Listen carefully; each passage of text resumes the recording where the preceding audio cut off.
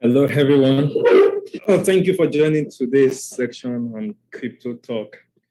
Okay. I think we're going to be starting right away because I think we have to be spending about 1 hour every section on this. So today, just like I said the last time, I said we're going to talk about exchange terminologies. Okay, let me try to.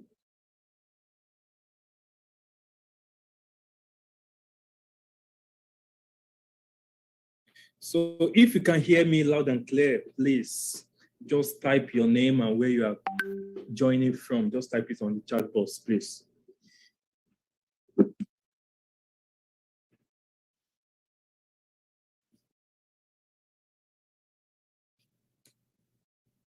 Please, if you can hear me loud and clear, just type in the chat box where you are from.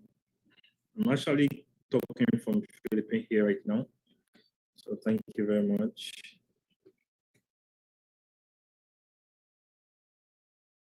Okay, thank you. Thank you. Kingsford from Ghana, Mimi from Nigeria. Okay, so the last time we talked about blockchain, we talked about token and coin, we talked about what's cryptocurrency, type of cryptocurrency. I think those are the few things we talked about the last time. So, and I made mention of some things when it comes to that. So today also we're going to be talking about, okay, quickly I'm going to share a picture with you. This is just one of, so you can take the picture, maybe take a screenshot. Okay, that is still the difference between a coin and a token. So just briefly screenshot it or take a snap of this, coins and token. That is a brief explanation of coin and token. So you can see right now, coin, token is a digital currency similar to the physical currency. So like iCommerce coin, if you're a member of ICX, this iCommerce is a token that is being developed on the Tron blockchain. So Tron is a blockchain. So iCommerce is a token on the Tron blockchain. So you can quickly just take a screenshot of this before we go to today's section. So thank you very much. So today we're going to be talking about exchange. What is exchange? What are the type of exchange we have? What are the terminologies? What are the securities we need to secure our cryptocurrency? So you might have been hearing about what is exchange, what is an exchange. So today we're going to talk about what is an exchange. So permit me today, I'm going to use some of my pictures on my page. I'm going to be using it. So very soon, in the next few weeks, my PDF file is going to be available. So then I'm trying to make, try as much as possible to make an ebook on cryptocurrency so that members can actually download the ebook, then you can actually understand what I've been talking about. So today, just permit me on how I will be making the presentation. So it's going to be very quick, so simple, and you can actually be taking pictures and screenshots of whatever I will be showing you. So this is basically from my own knowledge, from the research I've done. So whatever I put on the screen, please kindly just take screenshots or take a snap of it because it's going to be very, very important. So today we're going to be talking about exchange. What is an exchange? You must have been hearing Binance, you must have been hearing KuCoin, you must have been hearing Orbit. So we have a lot of exchange. So basically, exchange is a platform where we make trading. That is just a simple explanation of what exchange means. Is a place where we make trading. And once we are talking about trading, we are talking about what you can trade. Maybe you have Bitcoin, you already understand what Bitcoin is, you already understand what cryptocurrency is. So what, okay, let me open this now.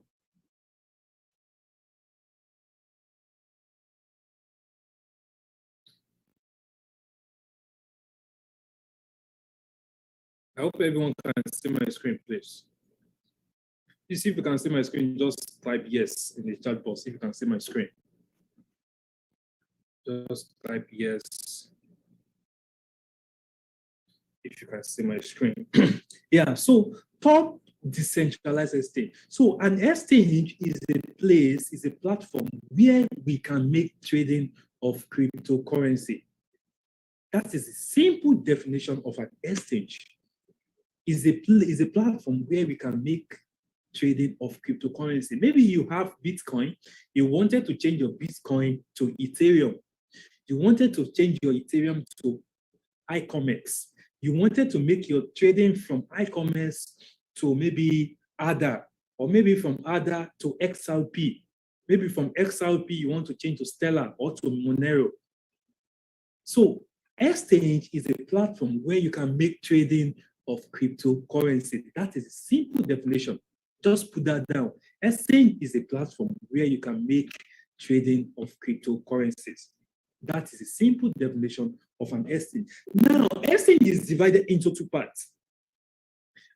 Please just permit me the way I'm going to be using this today, because once I'm trying to put in my PDF file together, so it's going to take a very few minutes. But today we're going to be using some pictures, which is going to be on my PDF file as well.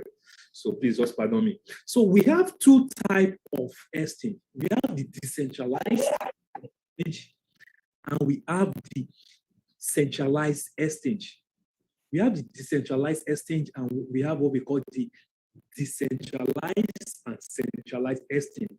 Now, these are type of a decentralized exchange. You can see it on my screen right now. You can see Binance.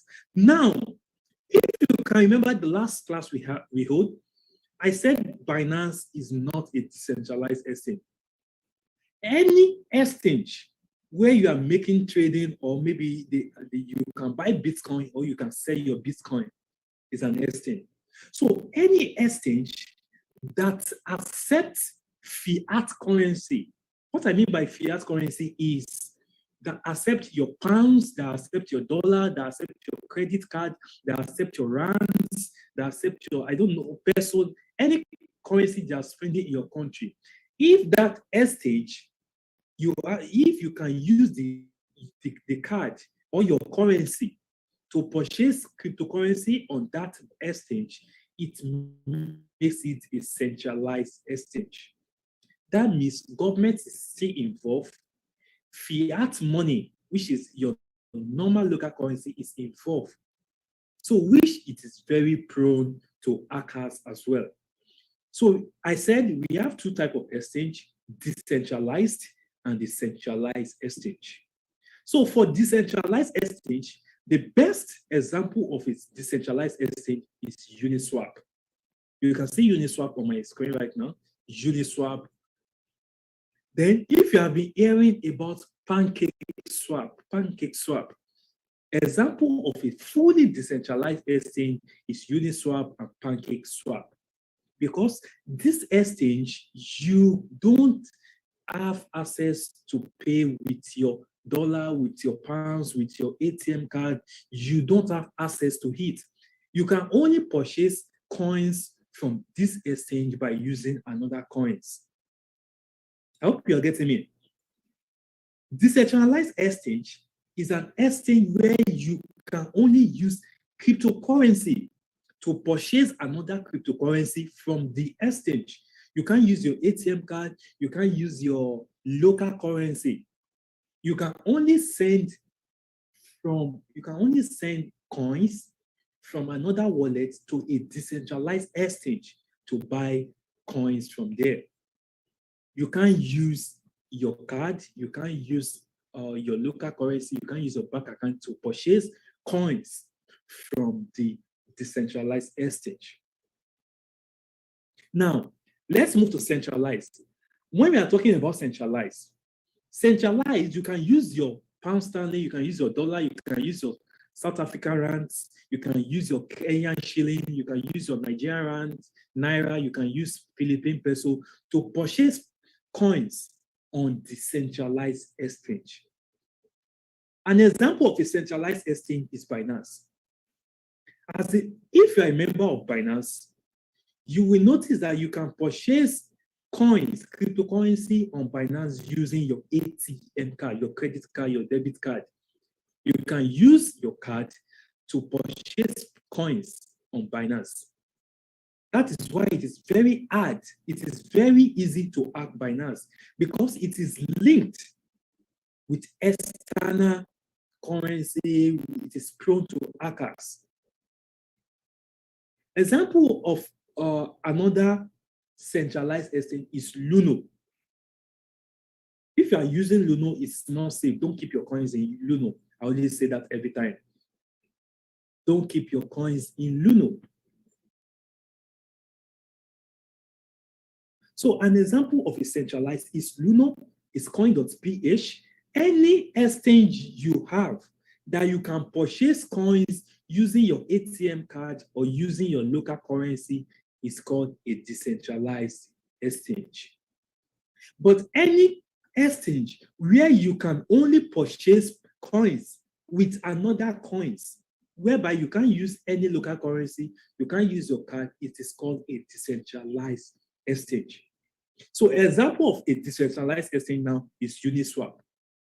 It's Plutus, Matcha, we have Kaba, we have Bangkok, we have Sushi Swap. For me, I use Sushi Swap, I use Uniswap, and we have what we call Pancake Swap.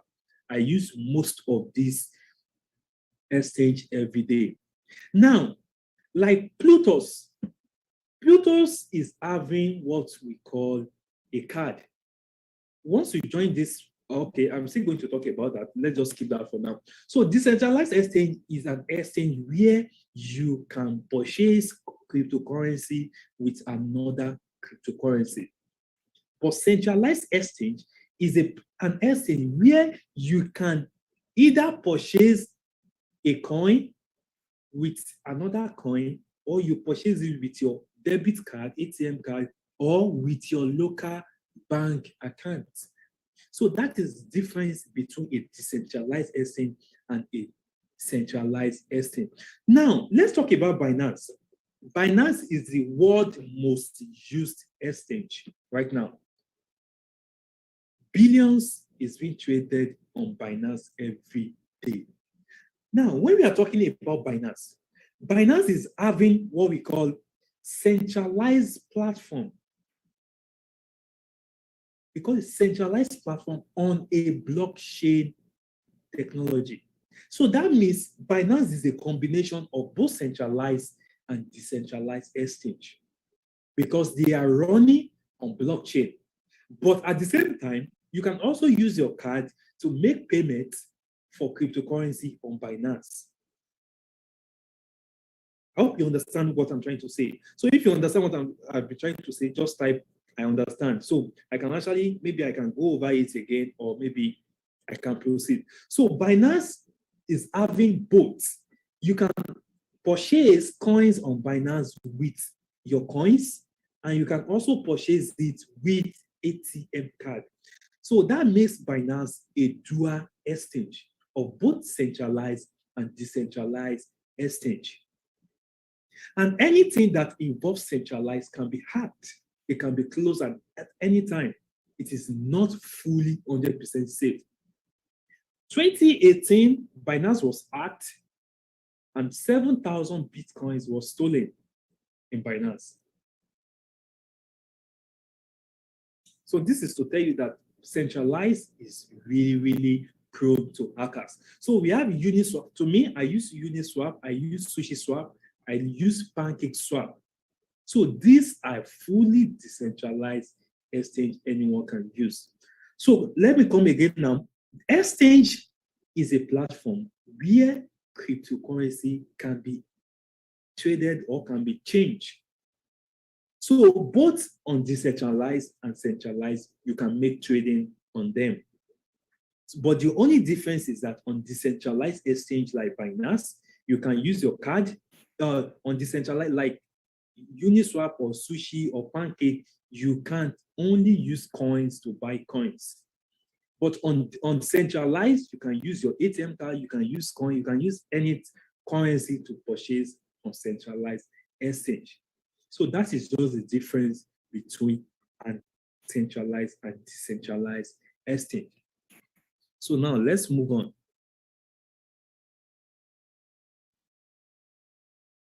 So now again, we're going to talk about. So someone was asking me, what kind of exchange can we use for trading? Yeah, we have a lot of exchange we can use for trading. To me, I recommend a lot of exchange to people. You wanted to use Bitcoin, you wanted to use your Binance, your Oddbit, you wanted to use it. Now, let's talk about exchange. To me, I will recommend just few exchange to you. You can use Binance. Binance is a good exchange. You can use what we call KuCoin. KuCoin is one of the exchange you can use. We have Oddbit. All these I'm mentioning, they are centralized exchange. They are the most common exchange you can see out there. So we have the KuCoin, we have Binance, we have Oddbit. To me, I have more than 18 exchanges that I'm using on my phone. You can see the up, you can see exchange. You can see this is another page for exchange. So I have more than 18. Oh, please move to, okay, let me try to move. So I have more than 18 exchange I'm using on my phone, because all the exchange doesn't have equal amounts of cryptocurrency. On Binance, if you are looking for a coin on Binance, if it is not listed on Binance, you go to another exchange to look for it. If it is not there, you go for another one. That is why I have a lot of exchange. Now, I don't recommend this to people. I call it Coinbase. Don't keep your coins on Coinbase. It depends on whatever you are doing with it. I don't know. But to me, don't keep your coins on Coinbase. It is not that secure. I've lost a lot of Bitcoins to Coinbase. So don't keep you can see here things that disappear when you need them the most. Example is your key. Sometimes you need your key, you might not find it. Your wallet, your phone. Coinbase is an example of what can disappear when you need it the most. So be very, very careful when you are using Coinbase. Don't put your life savings on Coinbase. Don't put your life savings on exchange. Now, let's proceed.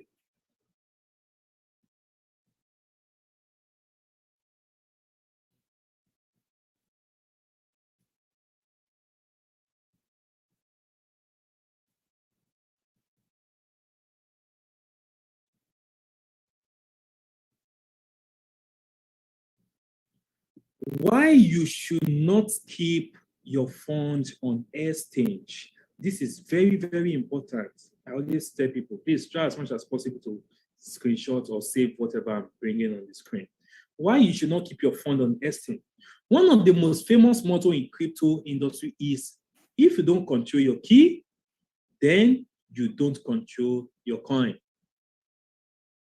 I want you to note that. The short form is, not your key, not your coin. Not your key, not your coin. So any wallet or any exchange you are using and you don't have access to your key, you don't have access to your 12-phrase password, then it is not your coin. Because anytime, any moment, that wallet, that exchange can actually log you out. And if you don't have access to your private key or your 12-key phrase, then your wallet is gone forever. Your wallet is what? Gone forever. So exchange are huge targets for hackers and are always at risk. When you leave coins on an exchange, the exchange controls your coin. You are trusting exchange security measures and not your own. Do yourself a favor, keep your coin in a personal wallet. I hope you understand that right now. I always tell you, don't keep your coin in Binance. Don't keep your, yeah, I understand the fact that not all wallet has the cryptocurrency for all wallets. I understand that. But your Bitcoin, your Ethereum, your most valued, expensive coins should not be in an exchange. You can put it in your Trust Wallet. I recommend Trust Wallet a lot for people. It is very secure. Blockchain wallet is very secure. So don't keep your coins in an exchange. It is very prone to hackers. It can be hacked at any time. And if you don't have your 12-phrase password or your private key, it will be very, very hard for you to recover or have access to your phone again. So please don't keep your coins in an exchange. So because you are trusting the security measures of the exchange, not your own. The security measure of the exchange can actually be leaked. But once you have yours, nobody has access to it, then it is very, very secure. So please don't make this mistake. Now we are going to talk about the securities of an exchange or your wallet. What you should know when it comes to securing your wallet, what you should know when it comes to securing your exchange. So we're going to talk about them now. So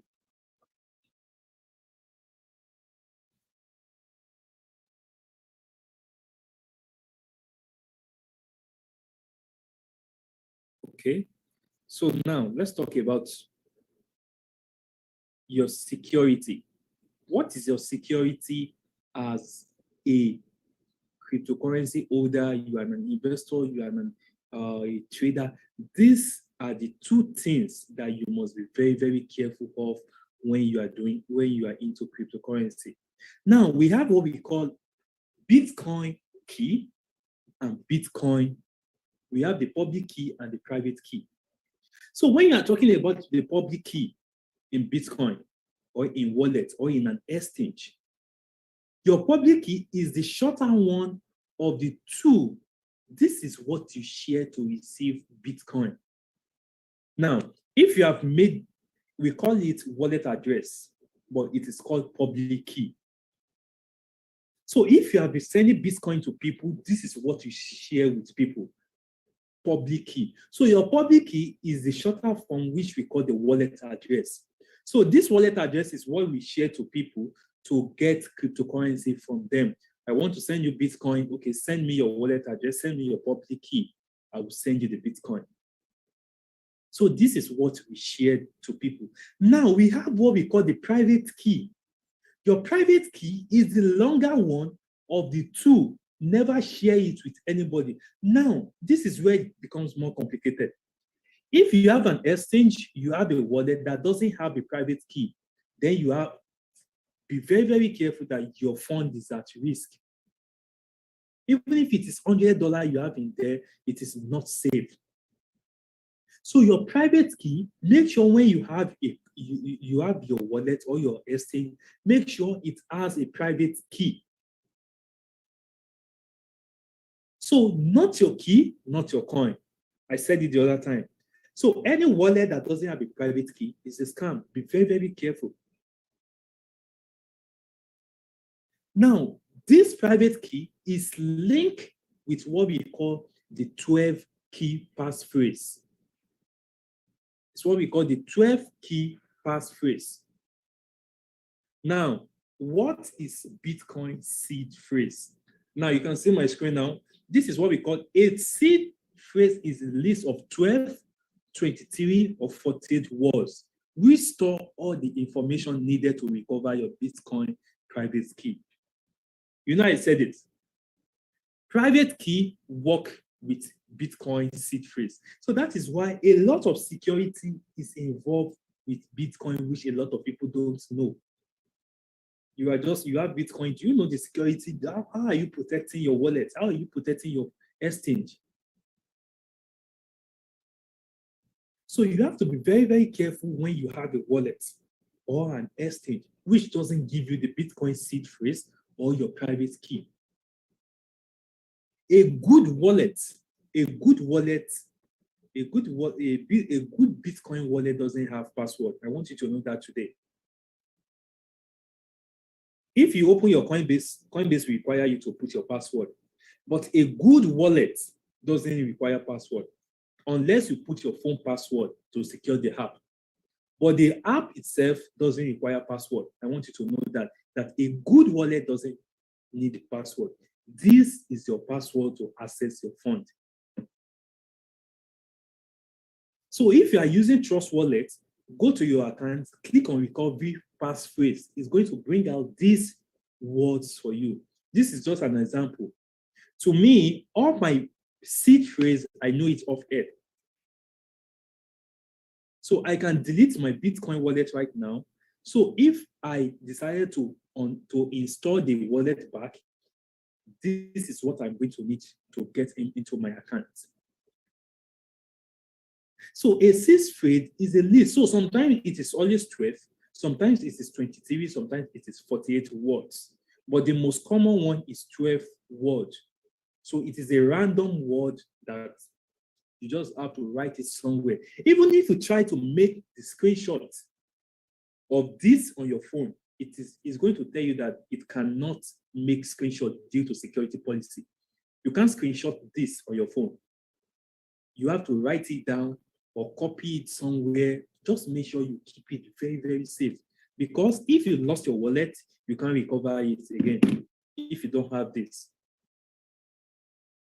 So this and this work together, the private key. So this private key is much important as well. So for you to have access to your private key, you must remember all this. So this is the main security of a wallet. We call it the seed phrase. So be very, very careful when you have a wallet that doesn't have a seed phrase or they don't have a security, a private key. So today now, after this, go and check your wallet. Maybe it's having a seed phrase. If you are having a Trust Wallet, just go to your Trust Wallet, click. Okay, let me try to see maybe. If you're having Trust Wallet, now, this is my Trust Wallet. I can't access this Trust Wallet now because I put my my phone password. So my phone password now, this is it. Now let me try to do something so you can see. Okay, now this is it. So all you just have to do, this is the wallet now. All you just have to do here is go to your settings. Your settings is always here. Go to your settings here. Then you click on wallet at the top.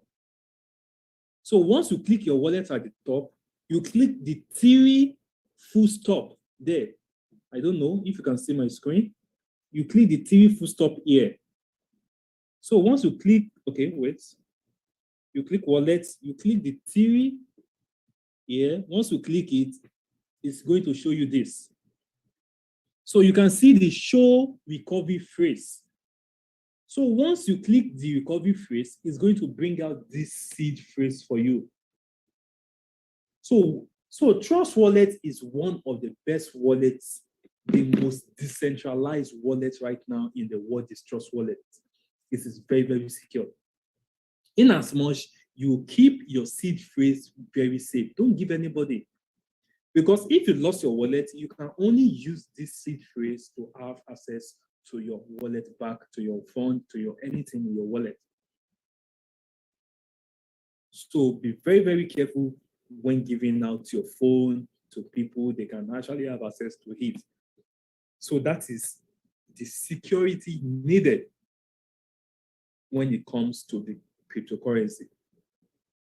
I already said it, not your key, not your coin.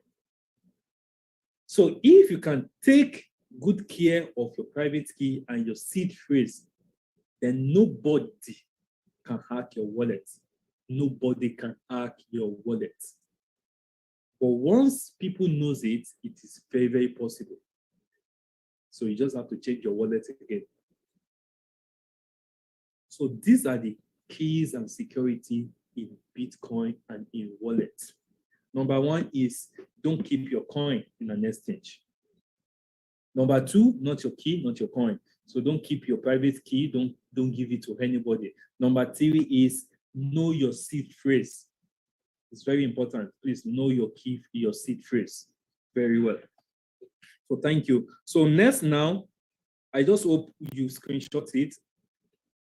So next, now let's talk about, okay, I'm still going to talk about this then. Okay, let me open this so that you can actually see.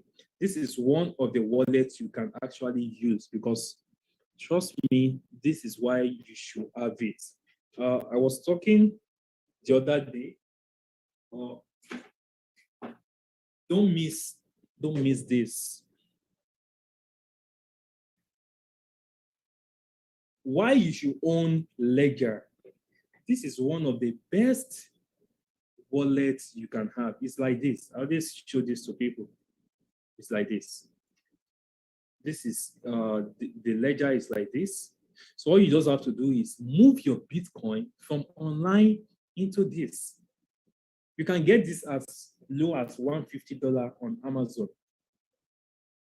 As low as $150 on Amazon, you can get this. So move your Bitcoin from online to offline. So you can see secured. Private key never leave the device. So no matter how you wanted to get out, they can never hack it because it is secure. Your private key will be moved to the device and your Bitcoin as well. So it can never be hacked. Number two, support. Store multiple cryptocurrency. You can store your Bitcoin, you can store your Ethereum, you can store your HADA, as much as many cryptocurrency you have, you can store it on the Ledger. This is $150 on Amazon. You can only hack what is online. Anything that is offline, it is impossible to hack. So price, Ledger Nano is affordable. It is just $150 on Amazon. This is just $150. All you just have to do is connect it with your laptop, then you move your Bitcoin from there to inside this. Then usability, select interface and easy to use. This is very, very easy. You don't need any training for this. It is very, very easy. So if you know you don't want your Bitcoin to be online, we have a lot of wallets you can use that are secured online. We have Trust Wallets, we have Genesis Blocks, we have Exodus, we have Blockchain Wallets. To me, personally, I use this. I use this Ledger, I use Trust Wallets, and I use Blockchain Wallets. Those are the two online wallets I'm using, Trust Wallets and Blockchain Wallets. So, but for my own offline wallet, I use Ledger. I move 80% of my cryptocurrency into this. So all you have to do is just keep this safe because once you lost it, your Bitcoin is gone forever. So I have a lot of exchange as well where I make trading. The likes of Binance, KuCoin, Oddbit, we have Uniswap, Pancake, the decentralized and the centralized exchange. So we have that as well. So now let's move to the next. We're going to be talking about today, which is okay. I think I said it. I said we're going to talk about. Okay, this is just another thing I'm going to show you again. Let me show you so you can actually understand when I said, because you have to understand the security that is with cryptocurrency. You have to be very, very sure about what you are doing when it comes to cryptocurrency. Okay, just a minute.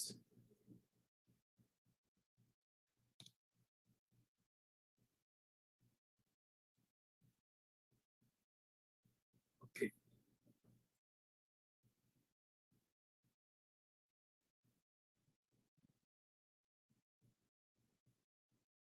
Okay, so Let me share this again so you can actually, because once you understand the security in Bitcoin, you will know that it is very, very easy. Now, this is another tips I give people. Avoid leaving crypto on exchange. You see, a lot of people keep saying this, don't leave your crypto in an exchange. Use hardware wallet, which is like the one I mentioned, this Ledger. Use hardware and record your private key and backup. Record your private key and backup. Record private key and backup. It is very important you do all this. Now, this is also an example of what I've been saying. I mentioned this the last time we talked. Mobile wallet. For me, I'm using Trust Wallet, Exodus sometimes, but my main online wallets are Trust Wallet and blockchain wallets. Crypto exchange, where you can make trading. Example is what? Is Binance, Crypto.com, Gemini, Kraken. We have a lot. We have hundreds of exchange right now. Hardware wallets, Ledger. It's like this. You can just move your Bitcoin to your Ledger. Code card, Trezor, Cobalt Vault. Because you really need to understand the security in cryptocurrency. You really need to understand it. Even if it takes 2 weeks for us to understand what the security of cryptocurrency is, it's worth it. I know a lot of people that have lost their wallets because they couldn't get there. Even to me, this year I lost a wallet due to the fact on my first Trust wallet, I had some few cryptocurrency there, but I didn't know where I wrote the 12 phrase key. I didn't know where I wrote it. I lost the wallet. I had to create another one. Because once you lost your key on wallet, it's gone forever. You can't recover it. Nobody can recover it. So let us be very, very careful when it comes to the security in our cryptocurrency. So now, we're going to talk about the terminologies. We have, okay, yeah, someone said, what happened if you lost your ledger? If you lost your device, I understand. What about Tronlink? Yeah, Tronlink is also an example of a good wallet. It's also, so you can use it as well, but you just have to be very, very careful. If you lost the device ledger, that is me, the fund is, yeah. What happens if you lost your ledger, your fund lost? Yeah, if you lost your ledger, it's gone. So immediately you have your ledger and you move your Bitcoin or your cryptocurrency here. Trust me, the best place, maybe you can put it in bank or you put insurance on it. Imagine you having $2 billion inside this and you lost it. That is gone forever. You can't recover it again. You already move it from online to offline, so it's gone. So the only thing is that once you have this, keep it very, very safe. If you have to put insurance on it, put insurance on it. Let them know the worth of what is inside the ledger. So that is why securing your cryptocurrency is very, very hard. It's easy, but it's hard as well. So once you lost your ledger, all fund is lost.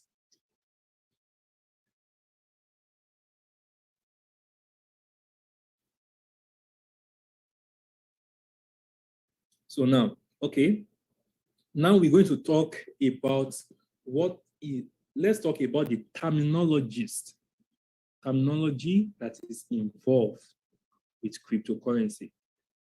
We have what we call terminologies that is involved with cryptocurrency. So we're going to be talking about it now so you can understand whatever, in as much if anybody is talking, you can actually understand what they are talking about. So we're going to talk about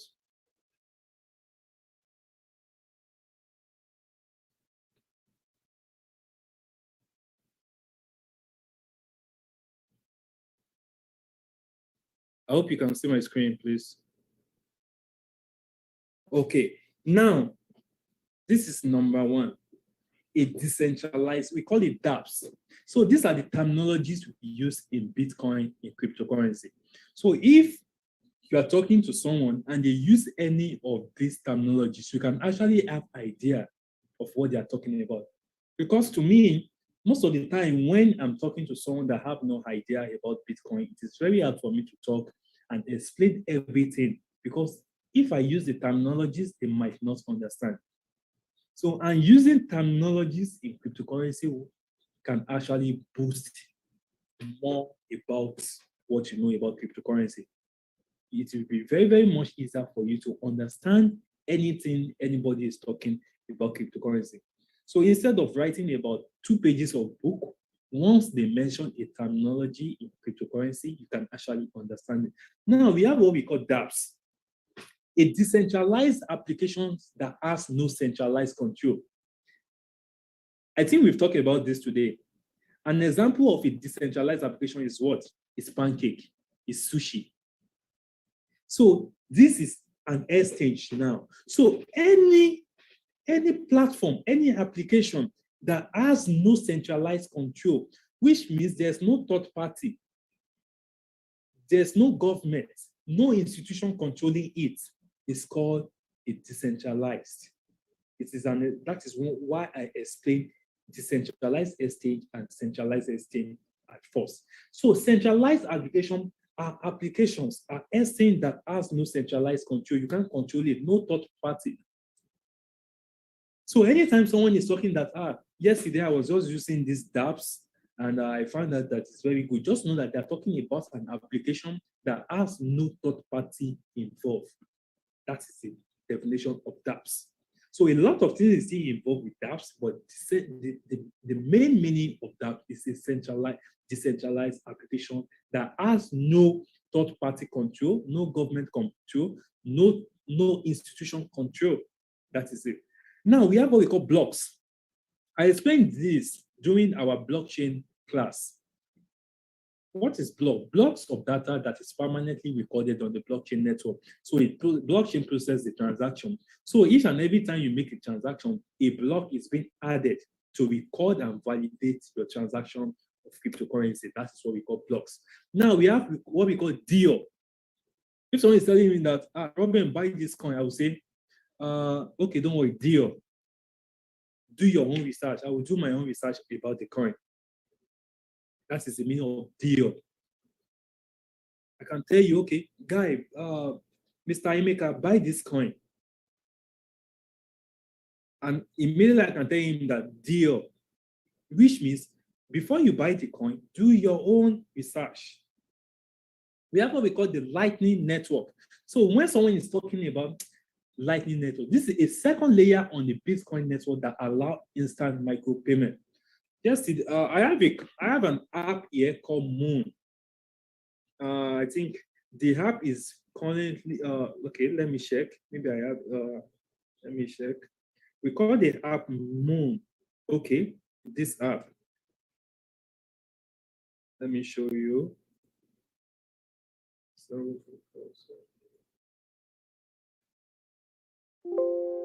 This is the app. It's called Moon. M-U-N. We call it M-U-N. You can see it here at the top here. M-U-N. This app uses Lightning Network. They are using it in El Salvador right now because it is a fast payment of Bitcoin instant. So in I was actually talking to someone in that country a few days, I think last month. The payment is super fast. It's just the way you are. You go to the market, you buy something, you pay them. So here they just make payment with this Moon network. This Moon app is using a Lightning network. So it made, normally right now you make payments on Bitcoin. You send it Bitcoin. It takes minutes or maybe sometimes hours, depending on the blockchain, for the receiver to get the transaction.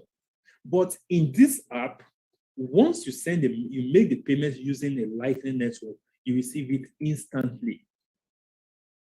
Instantly, in a matter of seconds. Before you refresh it, the receiver already got the Bitcoin. So that's what we call Lightning Network. It's a second layer of Bitcoin network that allows instant micropayment. Now we have what we call BRR. Describe the sound the money printer makes when government prints money. So when you hear bra, bra, bra, bra, bra, bra, that is it. That is the sound which the printer, when governments are printing money, that is the sound which their printer makes. Now we have what we call NFT. This is one of my favorite parts of cryptocurrency right now that is really, really booming in the crypto world. NFT. If you haven't heard about NFT, this is a very broad topic. It's a very huge topic. NFT, non-fungible tokens, is an exclusive digital asset that can represent anything. Right now on NFT, you can sell anything on NFT. Your picture, you can change it to NFT. Recently now, I discovered how I can make NFT as well. So maybe probably this month, I can actually be selling my own NFT. I can make some good pictures of NFT, which is digital. Then you put it out there for people to buy it. So we have what we call hot wallet. So if someone tell you I'm using an hot wallet, like me now, if I tell you, Mr. Okeshuku, I'm using hot wallet. The meaning is I'm using an online wallet. So if you ever hear someone saying, which wallet are you using? And they tell you, I'm using hot wallet, which means they are using an online wallet. An offline wallet is Ledger that looks like this. This is an offline wallet. An online wallet is Trust Wallet. It's blockchain wallet. It is any wallet you are using out there. It's called hot wallet. Now we have what we call halving. The block reward for miners is cut into half. So halving is also another broad topic. We always have halving, I think, every 4 years. So this is when reward for each miner are cut into half. I don't know how I'm going to get the book. I think next class, maybe I'm going to talk more on this halving. So it actually deals with Bitcoin especially. So the block reward of miners is cut in half. So I think we'll be expecting another halving in the next, I think maybe 1 or 2 years now, we'll be expecting another halving. Now, this is another one, FUD. If someone said FUD, what does FUD mean? Fear, uncertainty, and doubt. If you're into cryptocurrency very well, you are a trader, you must have experienced all this FUD, fear of uncertainty. I don't know, maybe this coin is going to go up. I don't know, maybe it's going to go down. This is fear of uncertainty, and this doubt, which means you are doubting a coin, you are doubting what? A token. Now we have what we call FOMO. FOMO. I always use this every time with my students. Don't FOMO into one coin. Don't FOMO into one coin. Once you see that a coin, a lot of people notice, if a coin is going up or it already went up, the meaning of this FOMO is don't buy the coin. You already miss when you're supposed to buy it. If the coin is this, the coin already went up to here. From here, don't bother buying it from the top again, because so people will FOMO into a coin thinking, okay, this coin is going up, it's already 50%, let me buy it. So the fear of missing out, that I don't want to miss on this coin might actually hit 1000%, I don't want to miss out on this coin. People will buy the coin that is already up, and the coin will later drop down, which will make them lose their money. So once you hear don't FOMO, which means don't fear of missing out. Once a coin is up, leave it. There's more opportunity coming again. So once a coin is going up, don't buy it, just leave it. You already miss out on the coin. So don't FOMO. That is the fear. So we have what we call hold. Everybody always hear me saying this. I've been holding my own cryptocurrency since 2016.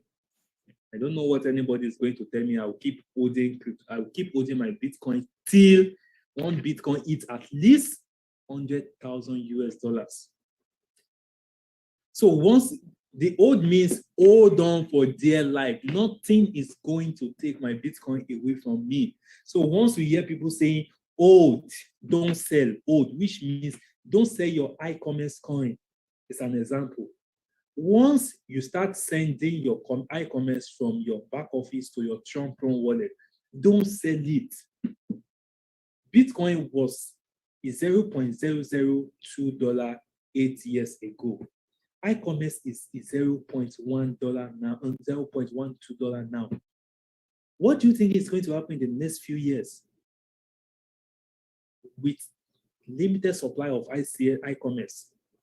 So once you get your e-commerce, a lot of people have been sending me a message, Robben, or can I sell my e-commerce when we get it on our wallet?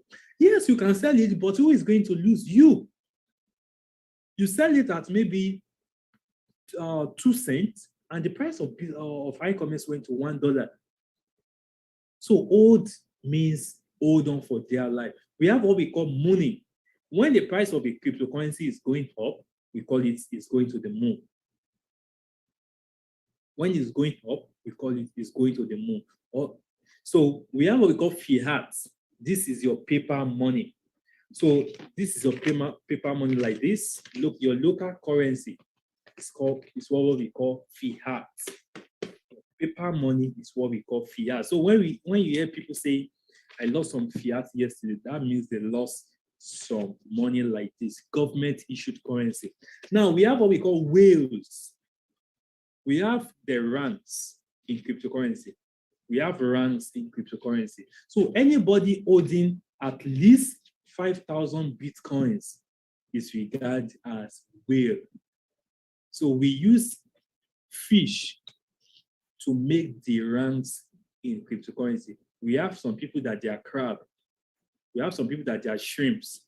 We have some people that they are humpback. We have some people that they are shark.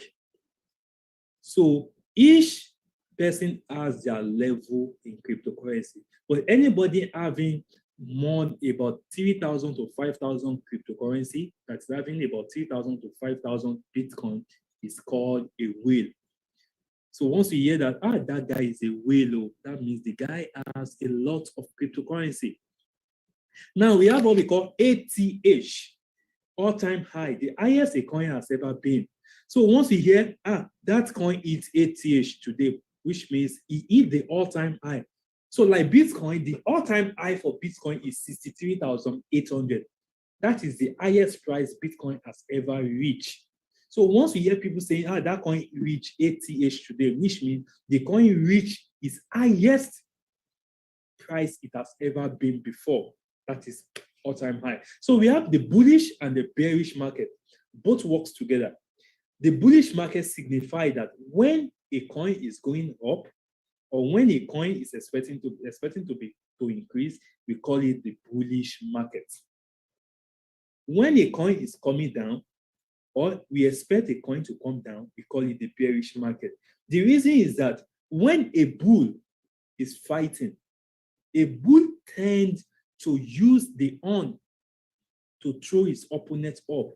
So if you ever watch a game of bull, you will notice that they always use their horn to throw their opponents upward. Even a cow does that. They use their head to take their opponents or all other animals, they use their head to take them up. So that means we call it bullish. If a price of coin is expected to go up or is going up, we call it that it is a bullish market. But if you look at the way a bear always fights, a bear always fights using hand to pull his opponent down. That is why we call it the bearish market. So that means the price of this coin will go up, down, or it will decrease. We call it the bearish market. So screenshot this. We still have a lot. Now, wait. So now part 2. We have alternative coin to Bitcoin. We call auto coins. So anytime you hear, I'm buying some auto coins, I'm buying some auto coins, I'm buying some auto coins, which means the person is buying an other coin except Bitcoin. So I'm buying Ethereum. Ethereum is an auto coin. Monero is an auto coin. iComex is an auto coin. XRP is an auto coin. Stellar is an auto coin. So any coin apart from Bitcoin is called auto coin. Now the next one we call node. A computer that validates Bitcoin transaction is called a node. the computer that validates the transaction of cryptocurrency is called a node. So once we hear someone saying, the node was very, very fast, that means the computer that validates that transaction is very fast. So DeFi stands for decentralized finance. So that decentralized finance, that is one of, it is just like what I've been telling you, like the Pancake Swap, like the Uniswap. So this is the horn of decentralized finance. Any finance that doesn't involve the government is called decentralized. Nobody controls it. Now we have what we call KYC. I know a lot of people have been hearing, what is KYC? KYC, KYC. You wanted to register something, they will ask you, please upload your KYC. This means know your customer. They wanted to know your identity. They want to gather information about you so that they can use it to verify that this is the real owner of this account. Now we have what we call Satoshi. Bitcoin, one Bitcoin is called a Bitcoin. Anything less than one Bitcoin is called Satoshi. We call it start. Let me call it start. If you have one Bitcoin, it's called one Bitcoin. If you have 0.9, it is called Satoshi. So don't mix it together.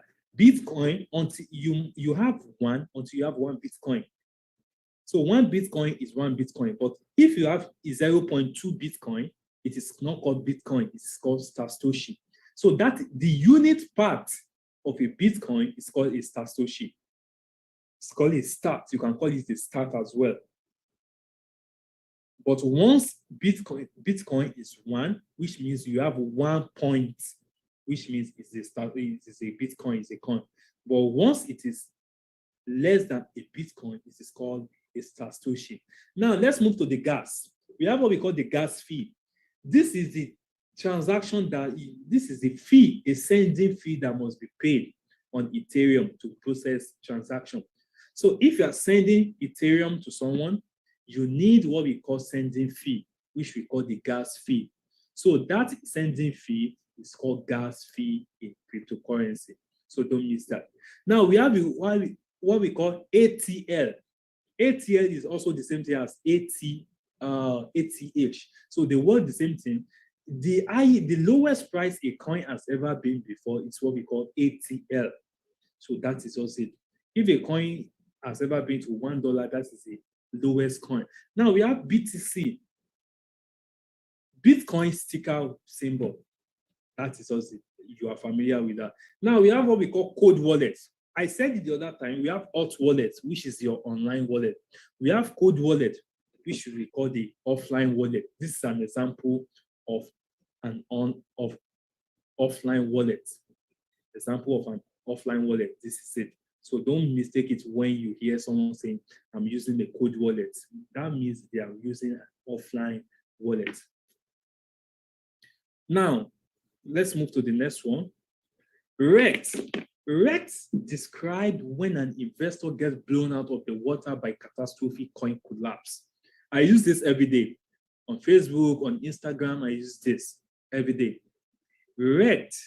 Don't get wrecked. Don't get wrecked. I always say don't get wrecked. Wrecked means you lose your money in cryptocurrency. Maybe you went to buy a coin which is not good, then the coin got you scammed. So we call it wrecked. The guy got wrecked yesterday. He got wrecked by money, he got wrecked by this coin. Now we have what we call the EIFI, the predominant standard for creating smart contracts on the Ethereum blockchain. So any token that is built on Ethereum is called an EIFI token, EIFI. So any coin, any smart contract, any token created on the Ethereum blockchain is called the EIFI. Now we have what we call dump, the art of selling cryptocurrency. Anytime you sell your cryptocurrency, we call it dump. I'm going to dump my coin tomorrow. I'm going to dump my Bitcoin tomorrow. That means I'm going to sell my Bitcoin tomorrow. I'm going to sell my Ethereum tomorrow. That's the meaning of dump in cryptocurrency. To the moon, I always say it also. Bitcoin to the moon, Ethereum to the moon. A cryptocurrency that is going up to the moon is called to the moon. Any cryptocurrency, any coin, any token that is going up, we call it to the moon. The coin is going to the moon. So we have what we call bits. A bit is equal to 1 stroke 1 million of Bitcoin. It's the same thing as start. 1 Bitcoin is 1 Bitcoin. Anything less than 1 Bitcoin is called Satoshi, or it's called a bit. So the smallest unit of Bitcoin is called a bit. It's called a start as well. We have what we call the shield, an individual promoting altcoin for their own benefit. This one, please be very, very careful about this one. I'm going to hammer on it very well. Be very, very careful when you see people online saying, buy this coin, buy this coin. These people are only going to get you wrecked. You already understand what I mean by wrecked now. They are going to make you lose your money. So once you see someone, is very, very common online on Facebook right now, people will tell you, okay, buy this coin, it's going to go up. It is called a shit coin. Buy this coin, buy this coin. Subscribe to my group page. It is this, it is that. Trust me, they are going to be the one to take your money. So they are only promoting the coin for their own benefit, not for anybody. And immediately you buy the coin, they will dump it. You will lose your capital and they will gain your capital. So be very, very careful of people like this on Facebook or anywhere telling you to buy a coin or telling you to buy a token. Next week, we are going to talk about what to involve, how to know the coin to buy. What are the coins to buy? What are the things to take into consideration when you want to buy a coin or a token? We are going to talk about that next week. So now, pump, a rapid rise in the cryptocurrency price. So once we hear that a coin is going up, we call it pump. The coin just go up maybe from $1 to $50. Pim, that is a pump. Oh my God, this coin just pump up. We call it a pump. We have what we call shit coins, a term used to describe auto coins that are based on faulty technology or have little promising for the future. So I said shield and shit coin works together. Anybody promoting auto coins for their own benefit, they are promoting shit coin. They don't promote coins. I want you to know that now. Anybody promoting a coins online, they are promoting shit coins. Telling you, yeah, you can earn $50,000 in a week, in a month. See, let me tell you, it is called a shit coin. Yes, you can make money from a shit coin, but don't invest the amount you can afford to lose. Most of the time, to me as well, sometimes I invest into shit coins. When I see that a coin, okay, let me risk my money. I put it there. Sometimes I lose, sometimes I gain a lot because there is so much money to make in shit coins. But be very, very careful of people promoting it. Be very, very careful. So you can buy it to yourself. It depends on you. I make research before I jump into any coin. So it is left for you as well. So be very careful of shit coins. They can get you wrecked. Now let's move to the last part of this. ICO, initial coin offering, is a type of crowdfunding crypto as a way of raising capital for company. You must have heard about ICO, IEO. But we are going to talk about ICO now. Initial coin offering. Anytime a coin is coming out from the market, maybe so I created my own coin. I wanted to sell it to people, but I wanted to create awareness for people that, okay, my coin is coming out next month. I want you to help me promote it, help me buy it. Okay, no problem. So we have this ICO. You give this coin for free to some people. You give it as just like an eardrop. You give it to some people to promote it for you. So it's just sometimes it's a way of raising capital. So you can ask them also to buy it when it is not yet out, when you have not yet launched the coin. People can buy it. Like iCommerce right now, iCommerce is on ICO. Members can buy it. They are trying to raise capital. They are trying to raise funds for people to know that a coin is coming out soon. Now, ICO and airdrop, they work together. Now, when you've already create awareness, now you wanted to give free, we call it airdrop. This is just to distribute the token or cryptocurrency to people. It's free. They give airdrop for free. I'm giving you this coin for free, just to tell people that, okay, this coin is coming out. So they will give these coins or cryptocurrency, they will give it out to people for free. We call it an airdrop. I have a lot of coins on my phone right now that they are mainly airdrop. They are mainly airdrop. So that is it. We have CBDCs, central bank digital currency, and digital currency issued by the central bank. So these are just the normal fiat banks. So we have what we call the Genesis block. The first block in a blockchain used to initialize a particular network. So this works with blocks and blockchain as well. So it is just a block used to initialize a particular network. So it might be XRP, it might be Tron, that is just Genesis block. So the sender fee, we have what we call fee. Now, note this.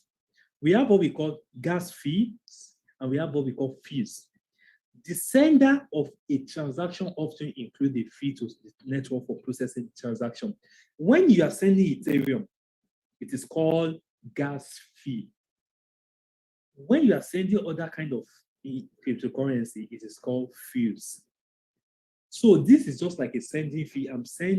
Maybe I'm sending Bitcoin right now, or I'm sending any coin. I'm sending it to Mr. Larry, or I'm sending it to Omo Bobola. If I'm sending these Bitcoins to them, that means I'm sending also a sending fee. I can't send anything to you without a sending fee. So for each transaction, you need sending fee. So, but in Ethereum, you need what we call gas fee. It's still the same thing. So now the next one is dolphins. Dolphins. I said in cryptocurrency, we use fish as the ranks in cryptocurrency. So for you to know someone who has a lot of coins, we always use fish to describe them. Now, this is an example. I said the other time, I said whales. Anybody having about 3,000 to 5,000 cryptocurrency Bitcoin is called a whale. Now, someone with a moderate holding of cryptocurrency is dolphin. So if you have someone that have maybe few cryptocurrency, you can call them dolphin. We have crab. I'm going to show you the next one. We have fraudster as well. Someone that is spreading FUD, fear of certainty and doubt. If you have someone in your group or your friend that is always saying, this coin is coming down, it's coming down, it's spreading fear to you, maybe to sell it or to buy it. But most of the time, it is to sell. So this person is spreading fraud, is spreading fear, fraud. That means this person is trying to tell you, to spread fear to you that you sell your cryptocurrency so that they can buy it. So we call them fraudster in cryptocurrency. Now we have what we call the paper wallet, a physical document containing your private key or phrase. Yes, this is also important as well.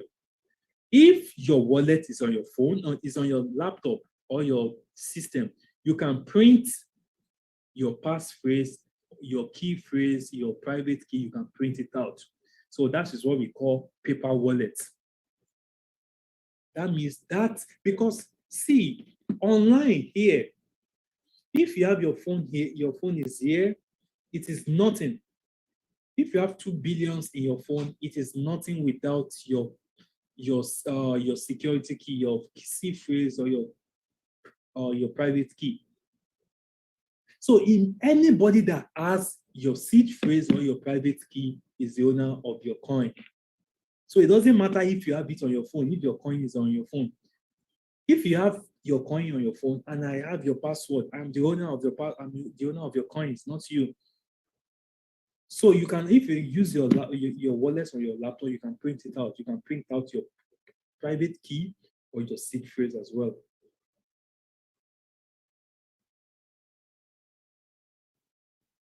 So now let me Now, okay, this is the last one. You can see here, anybody, you can, okay, I think I even make a mistake here. On bank, I said we use fish, sea animals to describe people that has Bitcoins, that has a lot of coins in cryptocurrency industry. With the last one, we have shrimps. Everybody knows how shrimps is like crayfish. You know how small a crayfish. That means you are having less than 1 Bitcoin. That means you have 0 points, less than 1 Bitcoin. If you are a crab, you have 1 to 10 Bitcoin. Is there anybody here with crab? If you know you are a crab here, just type it on the comment section. Let me come and kidnap you. So if you know you are a crab, please just type it. If you know you are octopus, 10 to 50 Bitcoins. That means you have 10 to 50 Bitcoins. If you know you are a fish, you have 50 to 100 Bitcoins. If you are a dolphin, you have 100 to 500 Bitcoins. You are a shark, that means you hold 500 to 1,000 Bitcoins. If you are a whale, you have 1,000 Bitcoins. So if you are on bats, that is one of the biggest fish in the world. That means you have 5,000 plus Bitcoins upward and above. So right now, just what position do you for? Because to me now, I think I'm shrimps. Yeah, I think I'm still shrimps now. So if you know your position right now, so that is just, I think someone is. So someone said, Mr. Chino said he shrimps.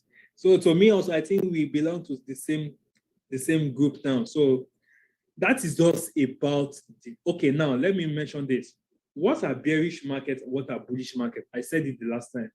Bullish trend is when there is a high confidence in the market from investors buying assets. A bearish market is when a market has low investors confidence as all investors sell off assets for cash. An easy way to remember the distinction is that bull push a market up and bear tear a market down.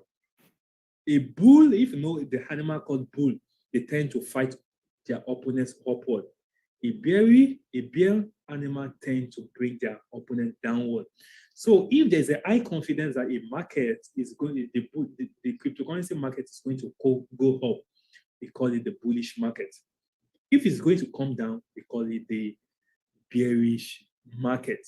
So that is just about the terminologies. Just take the pictures. If there's anyone, you can just. So that is just about the terminologies that is involved with cryptocurrency. So I hope everyone get the terminologies. So let me see, our time is fast spent. If there is 1 or 2 things, okay. So I don't think there's anything we can talk about tonight, because today my own aim is just to let you know what is an exchange. The exchange, you can use the security, because the security is actually very, very important when it comes to cryptocurrency. So you have to be very, very careful the kind of coins you are choosing. So wait, I don't know. Okay, let me try to. So here right now, we have 6 laws that I'm going to use this video to finalize our court tonight. We have 6 laws that are guiding cryptocurrency. I want people to take notes of. I'm going to play the video right now. I want you to watch the video. It is just about a few minutes video. It's my video I make on YouTube, so you can also watch it on YouTube as well. So we have 6 laws guiding Bitcoins. We have 6 laws guiding Bitcoin. So don't, okay, let me try to see. Maybe I will just, okay. Okay, I think I will just share the picture. I think the picture will be okay. I will share the video with with people inside the group chat. I will share the video with people inside the group chat. So can you see my screen? Yeah, this is the 6 laws of Bitcoins.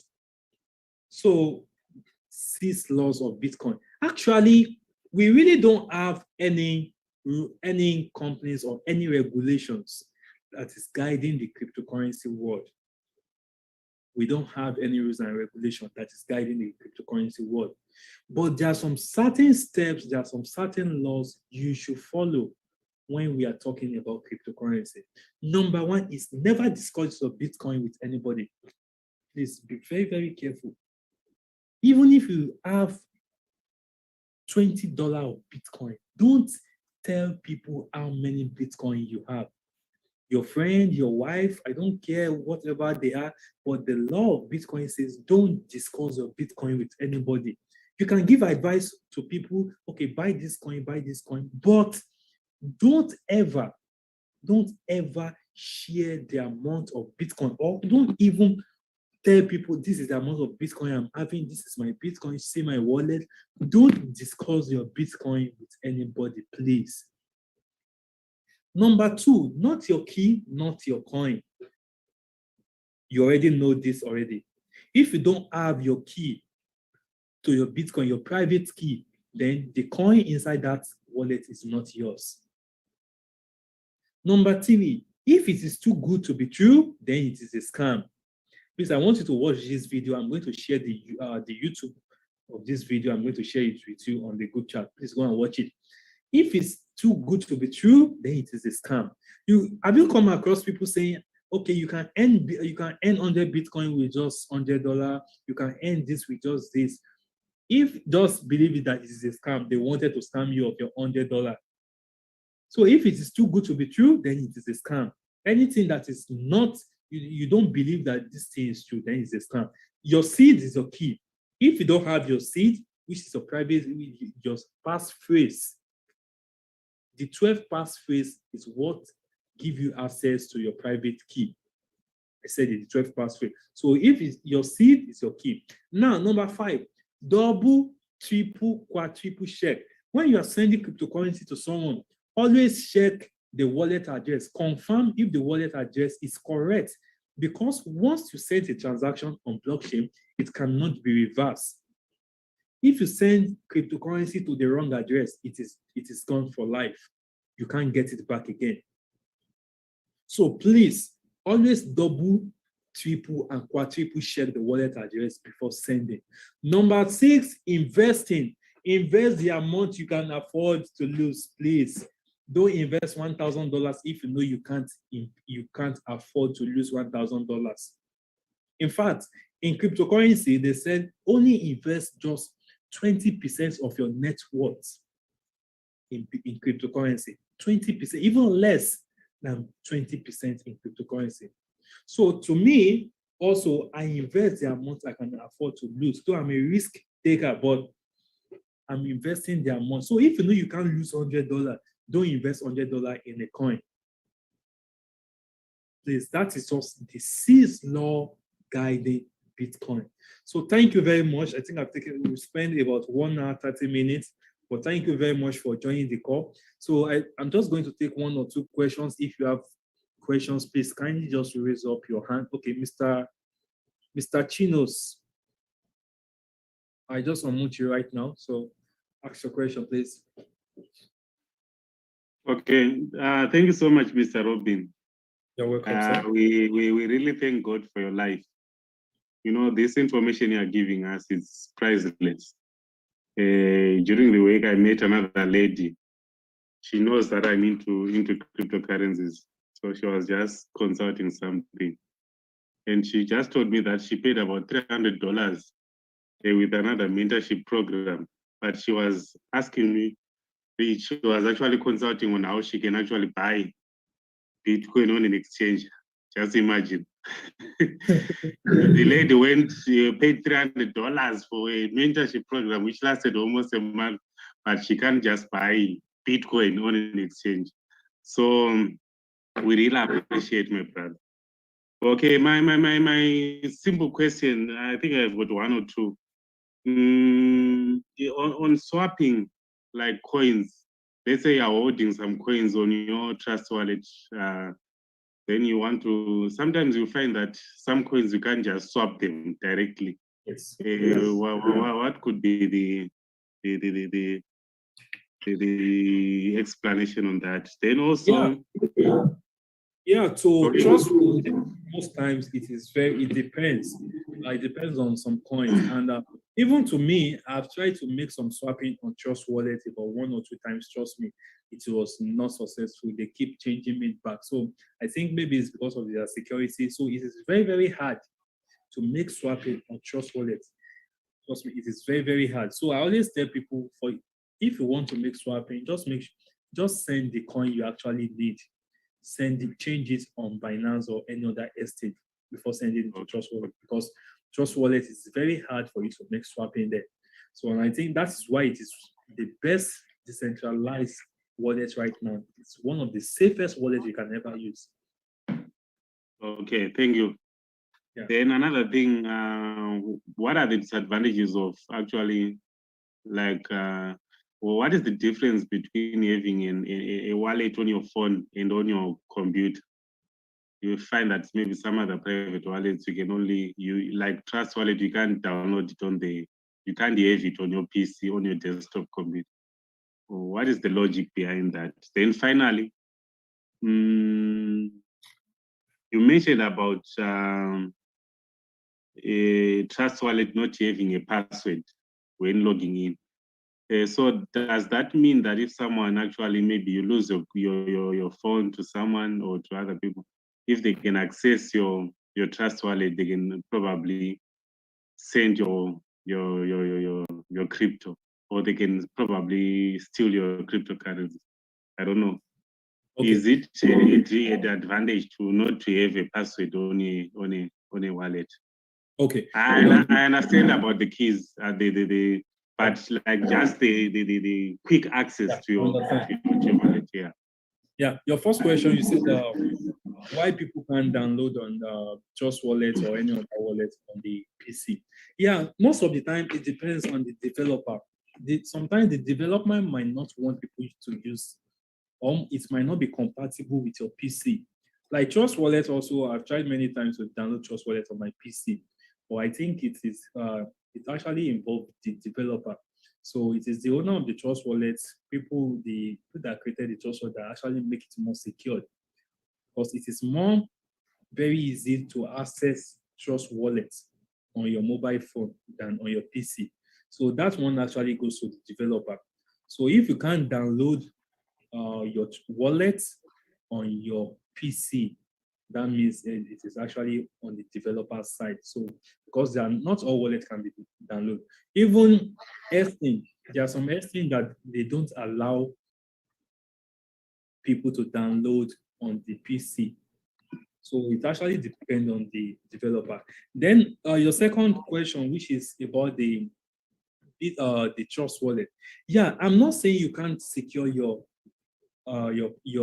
wallet on Trust Wallet, because to me as well, see, I have Trust Wallet here.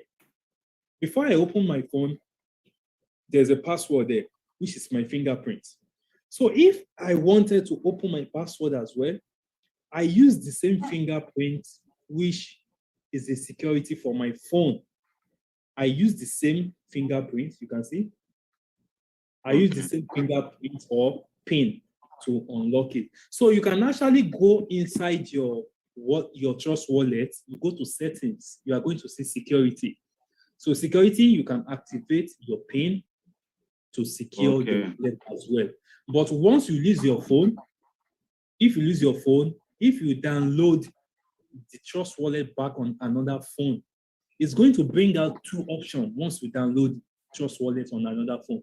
It's going to bring out recover your lost wallet or create another wallet. So if you click recover lost wallet, you can now enter your 12-phrase key.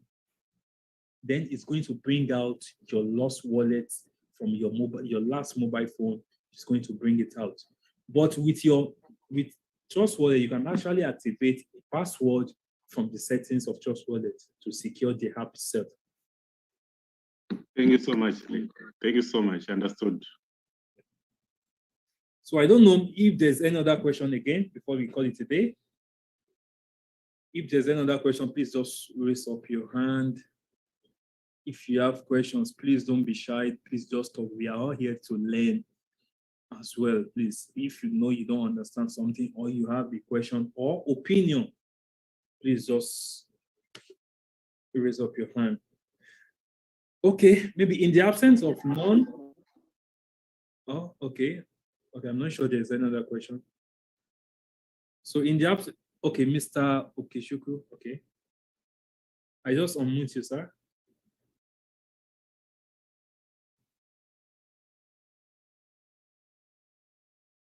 Mr. Ofia.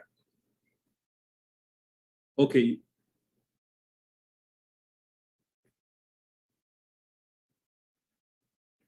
Okay. Okay. Thank you very much. Thank you for the opportunity you've given me to, ask my question. Welcome, sir. Yes, I really appreciate the information you shared here with us today. And I want to thank you very, very much because, in fact, it's a learning process for me in particular, and I believe with others too. I want to know this presentation, like some of us during this presentation is very late. I don't know whether it is recorded and where we can get it, the record. Oh, yes. Number one, I have the PDF file. I have some PDF file concerning the last class we've taken, so I can send the PDF file to you. Then we still have about, I think, 1 or 2 videos about the Zoom call, the last 2 ones. I'm yet to upload it on my YouTube, so I think I'm going to do that during this week. Then I will forward it to you, sir. Okay. Then another question I want to ask, when we were talking about the seed phrase, the public private key, you mentioned something like Bitcoin seed phrase. I wanted to know, does Bitcoin has its own peculiar seed phrase? I thought the seed phrase is the wallet, the seed phrase for the wallet. Or does, for instance, if you have like Trust Wallet now, you have Bitcoin, you have other cryptocurrencies, does each of the crypto have their own seed phrase? Is it not just the single seed phrase you use in opening the wallet? Yeah, because we have a single seed phrase for all the wallet. Yes, because you mentioned Bitcoin seed phrase. So does it have a seed phrase? Does Bitcoin has a seed phrase of its own? No, just the wallet. Okay. Yeah, just the wallet. Okay, thank you very much. Thank you. You're welcome, sir. So I don't know if there's any other question. Is there anybody with question again? Okay, in the absence of no question, I think we're just going to call it a day. So I'm going to see everyone next week, Monday. So next week, we are going to talk about what to consider before choosing a coin. What are the considerations? What should you know before you buy a coin or before you buy a token? So that you're going to know the difference between buying a very good coin and buying a shit coin. So thank you very much for joining the call tonight. See you next week, Monday.